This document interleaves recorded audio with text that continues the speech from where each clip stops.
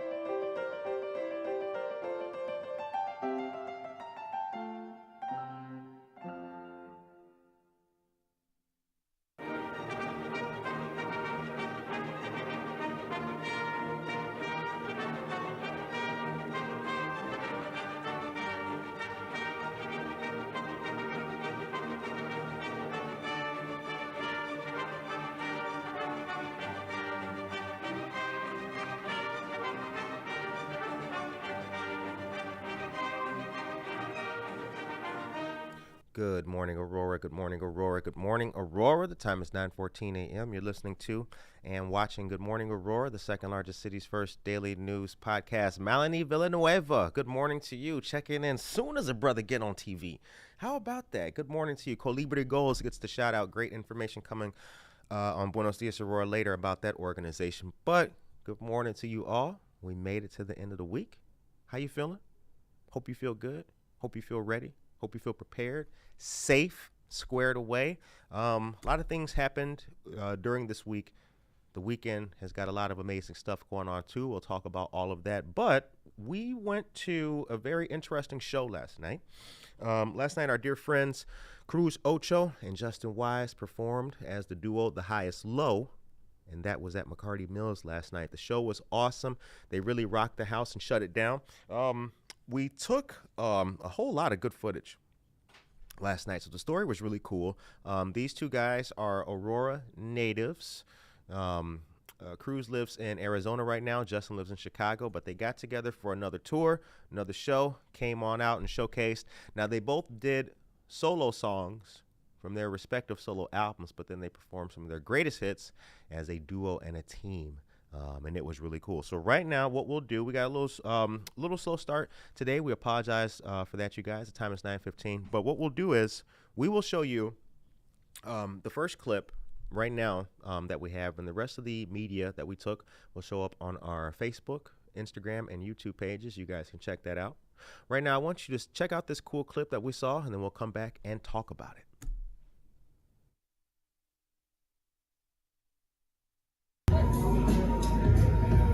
Yeah. Undeniable force, off this rhyming of course. If I dropped a 99, would I got a 5 in the source? But it's a different time, I'm still getting mine. Shine through these lines like the sunlight through window blinds. Work until the curtain falls and take a bow for the curtain call. Collect my flowers when I heard applause. Every bar was really worth the cause. I worked hard and I deserve it all. See, my name ain't synonymous with fame and the glamour, but honestly the fame didn't matter. When it's the scatterbrain train of thought lost in the paint splatter, mixed media collage picture from my main chatter. I wish I could write out all my replies. I wish I knew how to say goodbye. But I've been trying for like 4 years now, with no signs of slowing down or throwing in this towel. Stick around, I got some work to do. Worth everything to me, what's it worth to you? Create streams and views, and in return I get streams and views. Stick around, I got some work to do. Worth everything to me, what's it worth to you? Create streams and views, and in return I get streams and views. Flows and images, the Van Gogh of lyricists. Making all my best work in my mid-30s. Not trying to see heaven at 37. I want to stick around for the whole journey. Shine bright as the moon in the starry night. Left there but still here, but everything is sounding right. This is dedicated hours of thought. Go ahead and take it in. This is art in your art. It's the glue that I choose when I'm falling apart. Never been about the charts, only speak from the heart. The beat is the canvas where I lay my views. The streams are the flows that deliver the hues. These are brush strokes and lush quotes, adding subtle details to the big picture. I always handle it with care, even if I don't make it out a penny richer. I got some work to do, worth everything to me, what's it worth to you? Create streams and views, and in return I get streams and views. True, stick around, I got some work to do, worth everything to me, what's it worth to you?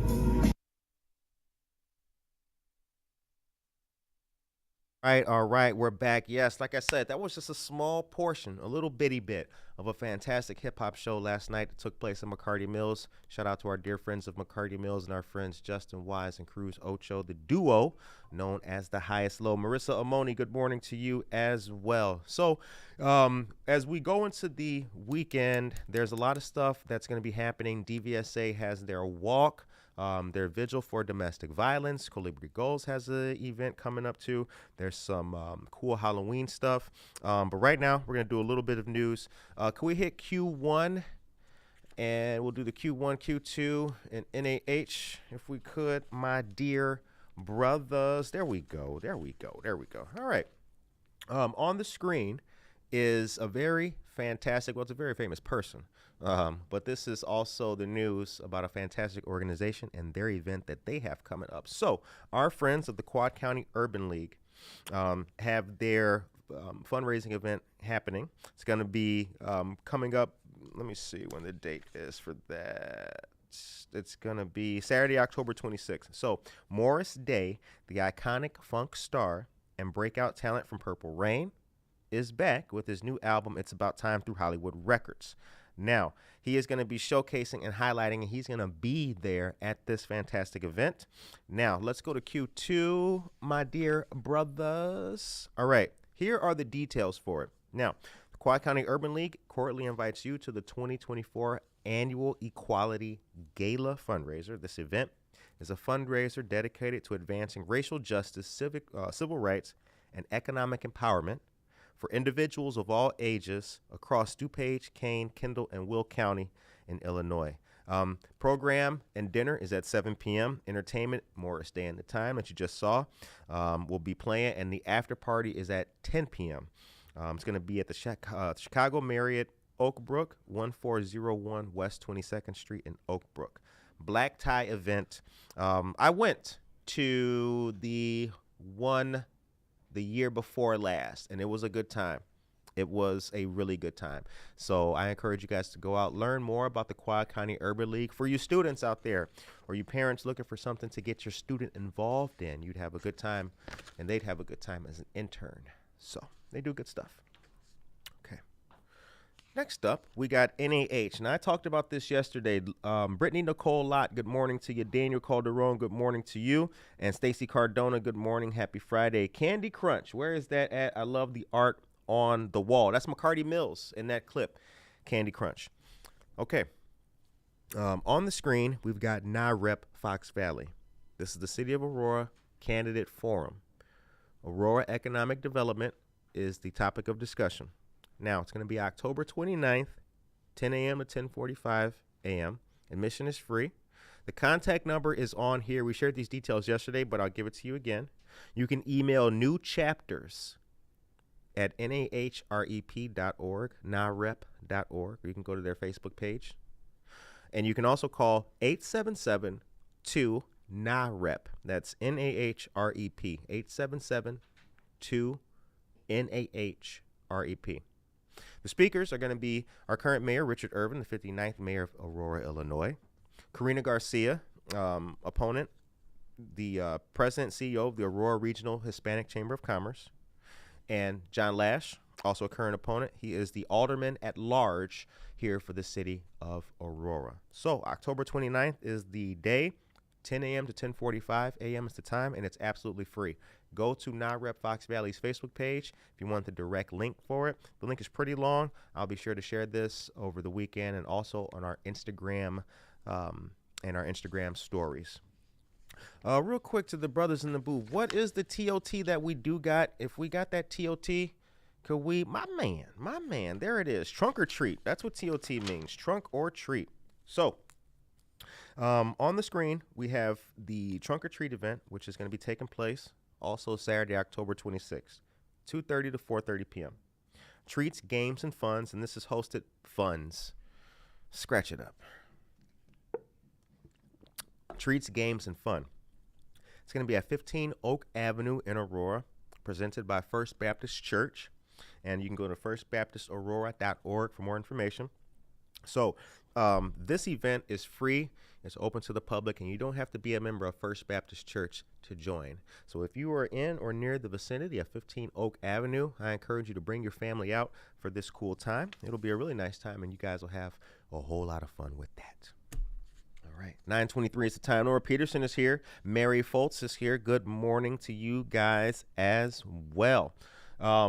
So I have another clip to show you guys. And this is from our friends of the Neighbor Project. The Neighbor Project is doing a whole lot of good stuff here in the community. And right now, we're going to go to this next clip, a message from the Executive Director of Neighbor Project, and we'll come right back. In the spring of 2024, the Neighbor Project got some amazing news when Mackenzie Scott's Foundation selected us to receive an unprecedented and unrestricted grant of $2 million, a true vote of confidence and trust in the organization that we've built. Many have asked how we plan to use the award, and the answer is to dramatically scale our model of affordable housing. And while our plan is to begin to create a lot more affordable housing units by extensively leveraging this resource, the reason that we were entrusted with this award is that we view the end goal of this task differently than many. Over 90% of affordable housing creation comes from a federal housing tax credit established in 1986 that has created over 3.7 million units of affordable housing. And while that's a lot of units, statistics show that only 8 million households have been served in that roughly 40-year time frame. In the Neighbor Project's model, the affordable units themselves aren't the end goal. We view each unit as a wealth-building tool to be leveraged by tenant families. We house those families with the same affordable rents and leverage our other programs and partners and resources as part of a 2-year residential program to work on debt, build credit, and save by diverting a full year of rent into down payment savings, so they can graduate into homeownership and free up that unit to serve more families. So in our model, each unit can serve up to 5 families per decade, rather than perhaps just one family over multiple decades. Moreover, participating families are set on a path of generational wealth building. This approach represents a potentially dramatic shift, and already we're consulting with other affordable housing providers in different parts of the country. But because multifamily housing, particularly affordable housing development, is long and expensive work, this shift, this change won't happen overnight. And because this goal is so admittedly ambitious, we can't afford to lose any ground on what got us to this point. We can't lose a single supporter or sponsor. Indeed, we need more to join us on this mission that puts working families first and prioritizes pathways to break cycles, build generational wealth, and strengthen entire neighborhoods. And this only happens by recognizing our neighbors' abilities to be part of the solution, especially those too often overlooked because their jobs maybe don't pay as much. When everyone has an opportunity to participate and contribute, our communities are at their best. So thank you for joining us on this mission.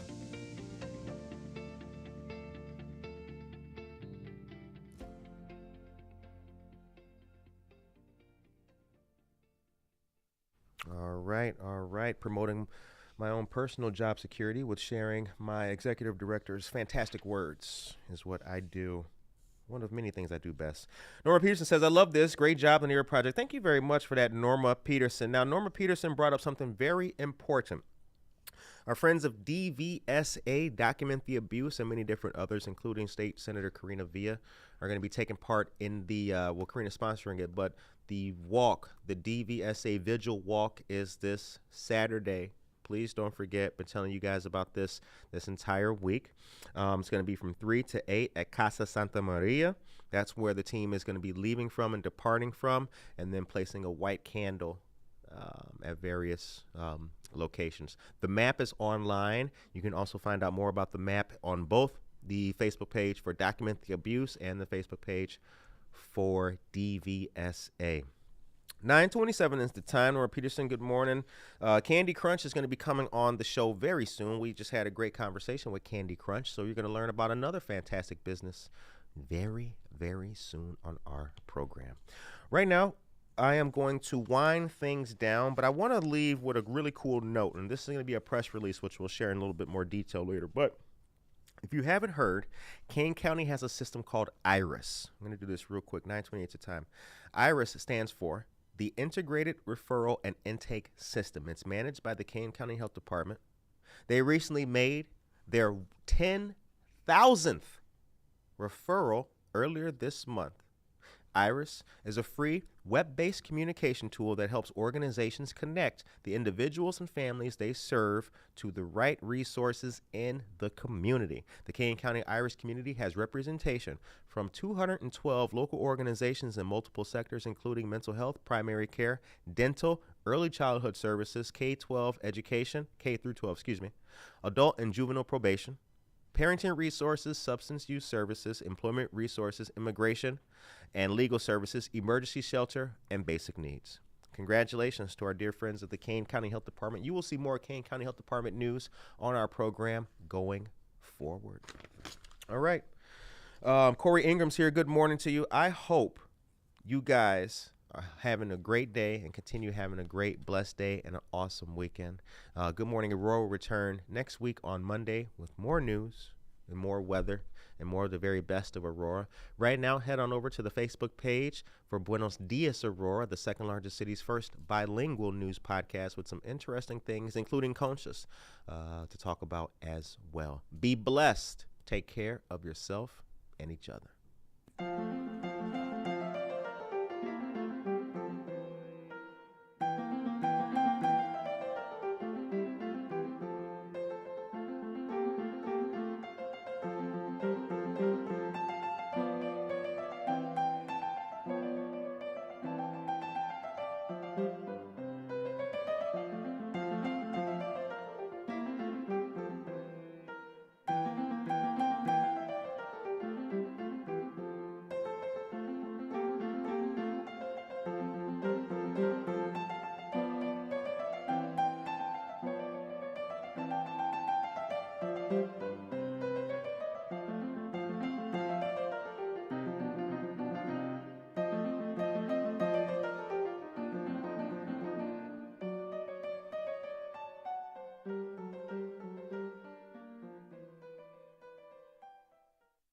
Not your bank's top priority?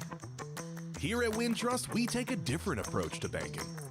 No hidden fees or runarounds, but a true banking partner focused on your unique financial goals. Whether you're opening your first account, found your dream home, planning for the future, or starting a business, we have the financial solutions to get you there. Stop settling and start experiencing a better way to bank. Wintrust, different approach, better results.